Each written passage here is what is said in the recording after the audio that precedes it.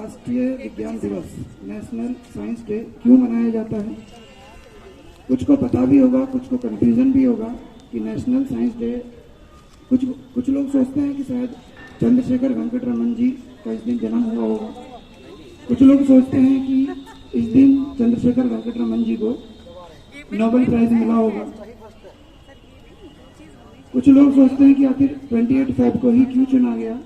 तो वो डाउट मैं आपका रिवील कर देता हूँ कि 28 फरवरी ये वो डे था, 28 फेब में ये वो डे था 1928 में, जिस दिन चंद्रशेखर वेंकट रमन जी ने जो अपना प्रैक्टिकल किया था, जो उनकी रिसर्च थी, उस रिसर्च को दुनिया के सामने रखा था। अपना पेपर पब्लिश किया था कि उन्होंने क्या रिसर्च की है और उस रिसर्च का हमारी सोसाइटी पे, मैनकाइंड पे क्या असर पड़ेगा। तो उन्होंने अपनी खोज को उस दिन पब्लिकली किया था और जर्नल अपना पब्लिश किया था। तो 28 फेब 1928 को ये पेपर पब्लिश हुआ था और उन्होंने रमन प्रभाव, जिसे स्कैटरिंग के नाम से जाना जाता है, प्रेक्टिनल के नाम से जाना जाता है। क्योंकि आप लोग अभी जो 12th तक के बच्चे हैं, प्रेक्टिनल शब्द सुन के क्योंकि अजीब सा लगता है, थोड़ा कॉम्प्लिकेटेड लगता है, स्कैटरिंग सुन के आप लोग थोड़ा सा हेजिटेट हो सकते हो। कोई नहीं, थोड़ा थोड़ा मैं बता दूंगा, ज्यादा लंबी स्पीच नहीं करूंगा क्योंकि गर्मी हो रही है। ये बेटा गुलाम भारत से स्टार्ट हुई कहानी है 7 नवंबर 1988, जिस दिन सीवी रमन जी का जन्म हुआ था। हम लोग उस टाइम आजाद नहीं थे, कांग्रेस बने हुए भी 3 साल हुए थे। तो 1888 में सीवी रमन जी का जन्म हुआ था। 11 साल की एज में इन्होंने मैट्रिक की थी और 13 साल की एज में इन्होंने 12th किया था। उस टाइम 12th को FA कहा जाता था। तो तमिलनाडु के अंदर इनका, जब उसका नाम मद्रास प्रोविंस था, उसके अंदर उनका जन्म हुआ था। चंद्रशेखर वेंकट रमन जी ने ग्रेजुएशन में गोल्ड मेडल लिया और मास्टर्स अपने कॉलेज को उन्होंने टॉप किया था। इतना ही ब्रिलियंट पर्सन होने के बावजूद भी भारत के अंदर अपॉर्चुनिटीज उतनी अच्छी नहीं मिल रही थी उन्हें। आप इमेजिन करके देख सकते हो कि 1907 से लेके 1917 के बीच तक लगभग 10 साल उन्होंने कैलकाटा के कॉलेज के अंदर क्लैरिकल वर्क भी किया है, एक क्लर्क का काम किया है। कई बार परिस्थितियां बस हम लोग कुछ ऐसे काम भी करते हैं जिसमें हमारा मन थोड़ा कम लगता है, लेकिन करना पड़ता है। पर कभी ना कभी कहीं ना कहीं से अपॉर्चुनिटी मिलती है, मौके मिलते हैं, हुनर को कोई ना कोई पहचानता है, तो उन्हें भी पहचाना गया। 1906 में उन्होंने अपना एक पेपर पब्लिश किया था लंदन के अंदर। वो पेपर छपा भी था लेकिन ज्यादा लाइमलाइट नहीं हुई थी, कारण वही गुलाम भारत। तो एक पेपर पब्लिश हुआ था, तो वो क्लैरिकल वर्क कर रहे थे, वो पेपर आई गई बात हो गई थी, लेकिन उनका पब्लिश हुआ था, तो इस वजह से उन्होंने वो पेपर अपने पास कलेक्ट करके रखा हुआ था। तो कैलकाटा यूनिवर्सिटी के वाइस चांसलर, जिनका नाम आशुतोष मुखर्जी था, ये वो पर्सन थे जिन्होंने वही किया जो रामचंद्र शुक्ल जी ने गांधी जी को गांधी बनाने में किया था। उन्होंने उनकी प्रतिभा को पहचाना और कहा कि आप क्लैरिकल वर्क कर रहे हैं और आपके पास एक रिसर्च पेपर है जो 1906 में पब्लिश हो चुका है, आप एक काम कीजिए, हमारे डिग्री कॉलेज के अंदर आप पढ़ा लीजिए। यहां से उन्हें थोड़ा सा रिकॉग्नाइजेशन मिला। तो पहली बार उन्होंने डिग्री कॉलेज में अपॉइंटमेंट लिया और बच्चों को उन्होंने पढ़ाना स्टार्ट किया और अपनी रिसर्च पे वर्क वो करते रहे। 1921 में वो यूरोप भी गए थे। वहीं उन्होंने पहली बार देखा कि समुद्र जो होता है वो नीले रंग का क्यों होता है। तो उन्होंने कहा मैं कुछ ना हो, कलर पे काम करूंगा, प्रकाश पे काम करूंगा। प्रकाश को ये 12th के बच्चे, 11th के बच्चे जानते हैं, प्रकाश को ऑप्टिक्स कहा जाता है। ऑप्टिक्स के अंदर रेडिएशन की स्टडी होती है। इसी की एक एडवांस ब्रांच जो है वो स्पेक्ट्रोस्कोपी है, जिसमें रेडिएशन और मैटर के बीच, द्रव्य के बीच और लाइट के बीच संबंध को स्टडी किया जाता है। इस चीज पर उन्होंने काम किया था। तो यही उन्होंने प्रेकिनन का प्रयोग किया था। इस प्रयोग में बस कुछ नहीं किया था, उन्होंने एक मैटर के ऊपर, मैटर द्रव्य जिसमें वजन होता है, जो अपना स्पेस ऑक्यूपाई करता है, उस पर रेडिएशन डाला था। उसकी फ्रीक्वेंसी उन्होंने फिक्स ले ली थी। जब उस रेडिएशन उसके ऊपर पड़ा तो मैटर ने रेडिएशन को एब्जॉर्ब किया और उसे सभी डायरेक्शन में फैला दिया। इस चीज को उन्होंने प्रेकिनन का नाम दिया। वो जो स्कैटर हुआ, वो जो फैला रेडिएशन, उस रेडिएशन को उन्होंने मॉनिटर किया तो उसमें कुछ सेम फ्रीक्वेंसी थी, कुछ हाई थी, कुछ लो फ्रीक्वेंसी थी। तो कुछ लाइनें स्टॉक्स लाइन आई, कुछ लाइनें एंटी स्टॉक लाइन आई और जो ओरिजिनल फ्रीक्वेंसी थी वो रेलवे लाइन आई। इस स्पेक्ट्रा को देखने के बाद अब हमें तो ये लगेगा एक नॉर्मल घटना है, बट नॉर्मल घटना नहीं है। जब हम अपने ब्लड का सैंपल देखते हैं तो उसमें कुछ भी एक लाइन अगर एक्स्ट्रा या एक पैच एक्स्ट्रा दिखाई देता है, वहीं से तो बीमारियां ट्रेस होती हैं हमारी सारी की सारी। तो ये स्कैटरिंग एक्सपेरिमेंट आने वाले टाइम के लिए बड़ा इंपॉर्टेंट था। यहीं से एटॉमिक और न्यूक्लियर फिजिक्स के लिए भी रास्ते खुले। 1928 में उन्होंने पेपर पब्लिश किया था और वो पूरे श्योर थे कि इस बार का नोबेल प्राइज भारत ही आएगा और वो मुझे मिलेगा। लेकिन 1928 में ये प्राइज रिचर्डसन को मिला। उन्हें लगा चलो अब तो मेरे कंपटीशन में कोई नहीं है, इस बार का नोबेल प्राइज मुझे मिलेगा। 1929 में ये प्राइज जर्मनी के डी ब्रोगली ले गए, जिन्होंने मैटर की वेव फॉर्म को बताया था कि लाइट वेव होती है, लाइट पार्टिकल होती है। वैसे ही उन्होंने कहा कि मैटर भी वेव हो सकता है। 1929 में डी ब्रोगली को नोबेल प्राइज मिला। 1930 में वो बिल्कुल श्योर थे, टिकट करा के बैठ गए कि इस बार नोबेल प्राइज के लिए मेरा ही नाम आएगा। और हाँ, इस बार उन्हीं का नाम था, उनके आगे कोई नहीं था। तो उन्हें 1930 में नोबेल प्राइज दिया गया था।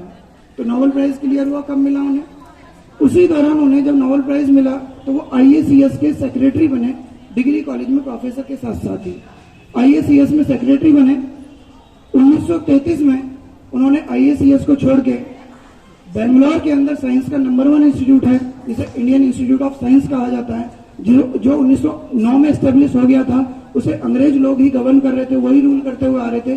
पहली बार किसी भारतीय को उसका हेड बनाया गया और वो हुआ था 1933 में। ये वही संस्थान है प्यारे बच्चों, अब थोड़ा मेरी बात को ध्यान देना। ये वही संस्थान है इंडियन इंस्टीट्यूट ऑफ साइंस जिसमें पढ़ाने के लिए 2 पर्सन और गए थे और वो पक्का विदेश जाने वाले थे। उन्हें रोकने का काम जिसने किया उस हस्ती का नाम है चंद्रशेखर वेंकट रमन। वो 2 पर्सन कौन थे? एक पर्सन थे उनमें, नाम सुन के ही आप लोग पहचान जाओगे, एक पर्सन थे उनमें होमी जहांगीर भाभा, जो इंडियन इंस्टीट्यूट ऑफ साइंस में पढ़ाने के लिए गए थे। उन्हें कन्विंस किया कि आप विदेश मत जाइएगा, आप इंडिया के लिए ही कुछ करना। और उन्होंने क्या किया? उन्होंने बेटा न्यूक्लियर फिजिक्स को भारत के अंदर, ये मान लो उसकी रूट्स उन्होंने बना दी थी। और न्यूक्लियर फिजिक्स का जो प्रोग्राम था न्यूक्लियर का, वो होमी जहांगीर भाभा ने बनाया था। और किसकी स्थापना की थी उन्होंने? डिफेंस सर्विसेज के लिए। क्यों हमें अब कोई कंट्री नहीं धमका पाता है? क्योंकि 1998 में हम लोग पोखरण परीक्षण कर चुके थे।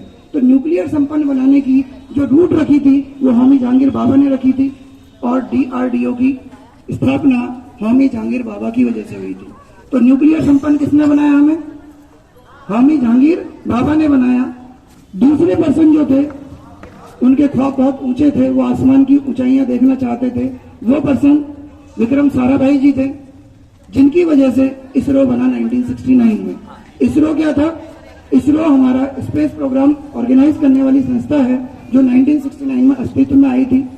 और आप देखो कि उस टाइम हम रॉकेट जो हम अपने स्कूलों से लॉन्च कर रहे हैं, रॉकेट के भाग हम साइकिलों पर रख के ले जाते थे। इसरो की इतनी कैपेबिलिटी नहीं थी कि वो अपना कोई एक रॉकेट भी लॉन्च कर सके, अपनी कोई सैटेलाइट लॉन्च कर सके।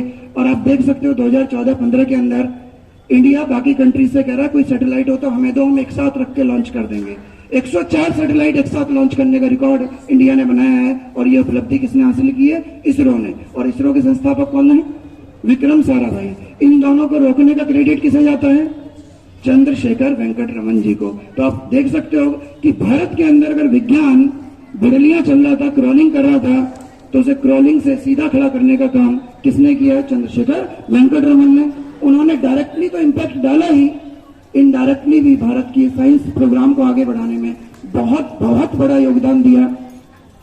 आजादी में भारत के साइंटिस्टों का क्या योगदान है वो तो सब बच्चे बता ही रहे हैं। आजादी मिलने के बाद हम उसे बनाए रखेंगे, इसमें योगदान वैज्ञानिकों का होना बहुत जरूरी है। क्योंकि गुलाम चीज को कोई दोबारा से आजाद होने में फिर से गुलाम बनाने के लिए देखता रहता है। तो आफ्टर इंडिपेंडेंस हम लोगों ने साइंस में क्या किया, उसमें चंद्रशेखर वेंकट रमन जी का बहुत बड़ा योगदान है। 1948 में वो इंडियन इंस्टीट्यूट ऑफ साइंस से रिटायर हो गए और उन्होंने अपना रमन रिसर्च इंस्टीट्यूट स्थापित किया, जिसमें रिसर्च प्रोग्राम चलते रहते हैं। कहाँ स्थापित किया? बेंगलोर के अंदर। उसके बाद 1954 में इंडियन गवर्नमेंट ने उन्हें, आप जान सकते हो भारत का सर्वोच्च पुरस्कार क्या होता है? भारत रत्न। तो भारत रत्न विजेता, भारत रत्न से सम्मान पाने वाले चंद्रशेखर वेंकट-रमन। आप भारतीय सर्वोच्च नागरिक मान सकते हो आप उन्हें। 1954 में उन्हें भारत रत्न दिया गया था। नोबेल प्राइज विनर वो हो चुके हैं। इंग्लैंड के अंदर उन्हें नाइट की उपाधि दी गई, उन्हें सर की उपाधि दी गई। अरे छोड़ो उनकी काबिलियत को, और क्या बताऊं मैं आपको, इससे याद है और मैं क्या कहूं, उनके कैरियर में कितने चार चांद लग चुके थे। 1970 के दिन 82 साल की उम्र में उन्होंने अपनी अंतिम सांस ली। वो अपनी लेबोरेटरी में चक्कर खा के गिरे। ऐसा सौभाग्य विरलों को मिलता है कि अपने वर्क प्लेस पर ही चक्कर खा के गिरे। क्या आप बता सकते हैं ऐसा सौभाग्य और किसे मिला था? अभी बड़ी जल्दी में मिला है और उनका नाम मैंने कुछ देर पहले भी सुना था। कौन है वो पर्सन जो पढ़ाते हुए ही, स्पीच देते हुए एक्सपायर हुए थे? वेरी गुड, बच्चों की तरफ से आंसर आया, डॉक्टर एपीजे अब्दुल कलाम। वो भी ऐसे ही, उन्हें सडन डेथ हुई थी। डॉक्टर ने कहा तुम्हारे पास मैक्सिमम 4 दिन है, चंद्रशेखर वेंकट-रमन जी से। उन्होंने कहा मैं वेंटिलेटर पे नहीं जाऊंगा, मैं अस्पताल में मरना नहीं चाहता, मुझे मेरी जो रमन रिसर्च इंस्टीट्यूट है उसके गार्डन में छोड़ दो। मेरा जब प्राण जाएंगे मैं चाहता हूँ रिसर्च करते हुए अपने गार्डन में ही प्राण त्यागूं। तो विज्ञान के लिए इससे ज्यादा एक भारत माँ का सपूत कर भी क्या सकता है। इन्हीं शब्दों के साथ मैं अपनी वाणी को विराम देना चाहूंगा। और नेशनल साइंस डे जो है वो 1986 में सिफारिश की गई थी। 1987 में पहली बार नेशनल साइंस डे मनाया गया था, तब से लगातार मनाया जा रहा है। ये 35वां नेशनल साइंस डे है। तो कब से स्टार्ट हुआ है? 1986 में सिफारिशों के बाद 1987